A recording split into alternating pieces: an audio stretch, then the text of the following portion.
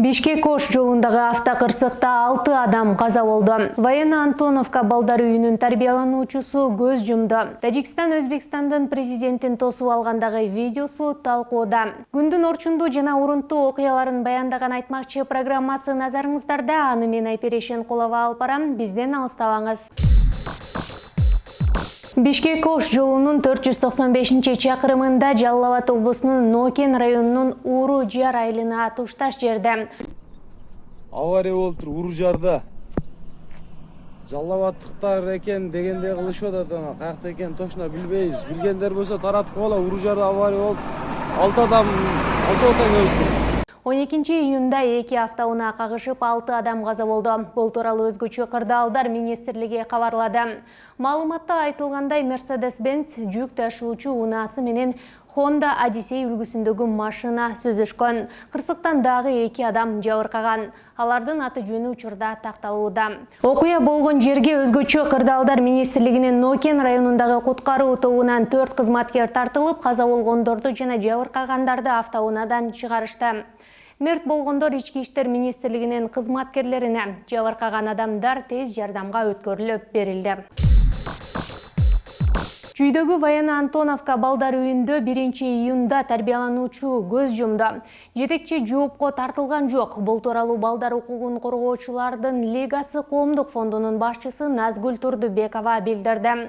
Анын айтымында тарбиялануучу ошол эле балдар үйүнүн дагы бир тарбиялануучусу тарабынан сабалып өлтүрүлгөн делинип жатат. Но это не точно. Адам өлтүрүүгө ошол эле балдар үйүнүн дагы бир тарбиялануучусу шектелүүдө. Бирок учурда бул иш боюнча ким шектелип жатканы белгисиз. Кылмыштын ачык фактысына карабастан мекеменин директору азырынча жоопко тартыла элек. Балдар укугун коргоочулардын Лигасы коомдук фонду күнөөлүүлөр мыйзам чегинде жазалансын дейбиз. 2021-жылы 5-июнда Билим берүү министрлиги Сокулук районунун социалдык өнүктүрүү башкармалыгы жана президенттин администрациясы менен биргеликте балдардын укуктарын коргоочулардын Лигасы Военно-Антоновка балдар үйүндөгү балдардын жашоо шартына көз салышкан. Аталган мекеменин администрациясы бул факт боюнча эч нерсе деп айткан эмес деп айтылат маалыматта. 10-июнда Өзбекстандын президенти Шавкат Мирзиев Тажикстанга расмий иш сапары менен барды. Аны аэропорттон тажик президенти Эмомали Рахмон өзү тосуп алды. Өзбекстандын башчысы Тажикстанда 2 күн болду. Иш сапар Тажикстандын президентинин демилгеси менен уюштурулган. Иш сапарда 2 өлкө ортосунда 30 келишимге кол коюлду. Сколько? Ал эми социалдык тармакта Эмомали Рахмондун Шавкат Мирзиевди аэропорттон тосуп алганда тартылган видеосу кызуу талкуу жаратып жатат. дар идомаи сафари расмии худ ба ҷумҳурии Тоҷикистон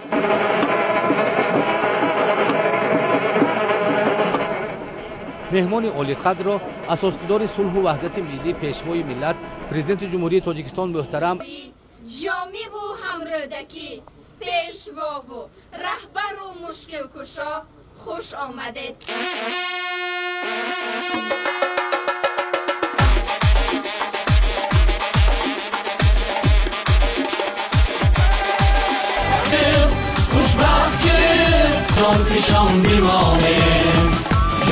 А как мы все знаем, он делает на них большую ставку. Тасмадан тажик тараптын Өзбекстандын президентин кыз келиндердин бие, чоорчулардын үн коштоосу, ырчылардын ыры менен тосуп алганын көрүүгө болот. Интернет колдонуучулары тарабынан мамлекеттик деңгээлде бактап ушинтип коюлат. Президентти армия менен эмес, кыздар менен деле тосуп алса болот турбайбы? Дүйшөмбүдө болгон адамдын баарын алып келген го. Концерттин ачылышы деп ойлопмун деген сындар айтылып жатат. Ушул жана башка жаңылыктарды биздин сайтыбыздан жана социалдык тармактардагы баракчаларыбыздан көрө аласыздар. Дарегибиз Бизон Чекит KGZ кийинки чыгарылыштан амандашканга чейин.